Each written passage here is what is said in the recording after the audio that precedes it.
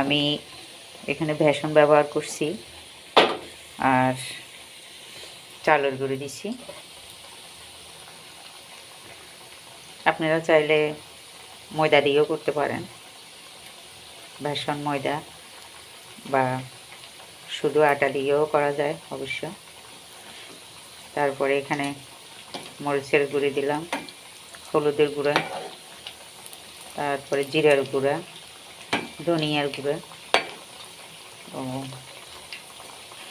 আর ডিম দিলাম একটা।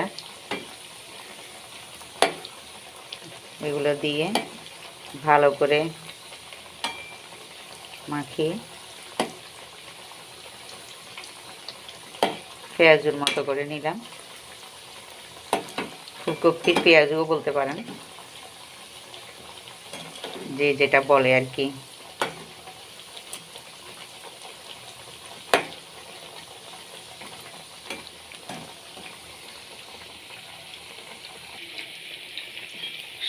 সামনে রমজান মাস আসতেছে, আর অল্প কদিন আছে। যারা পেঁয়াজু খেতে ভালোবাসেন না তারা এরকম করে পেঁয়াজুটা খেতে পারেন,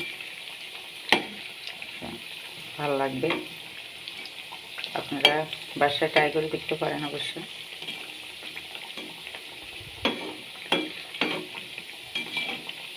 আমরা অনেকে ডাল খেতে পারি না, পেঁয়াজুর ডাল, তো এরকম ফুলকপি দিয়ে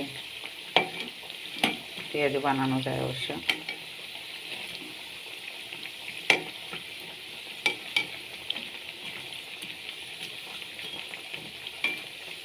দেখতে একবারে পেঁয়াজের মতো, খেতে অবশ্য স্বাদ। আমি আরও কয়েকবার বানাইছি, তো অনেক দিন পরে আজকে আবার বানাচ্ছি।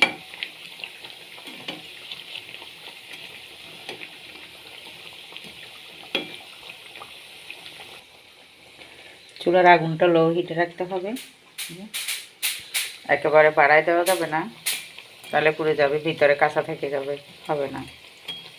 সেই জন্য ধৈর্য ধরে আস্তে আস্তে ভাজতে হবে এটা, যেন পুড়ে না যায়, ভিতরে যেন কাঁচা না থাকে এবং স্বাদটা যেন অটল থাকে। ধৈর্য সহকারে ভাজতে হবে। হয়ে গেছে আমার পেঁয়াজু, ফুলকপির পেঁয়াজু।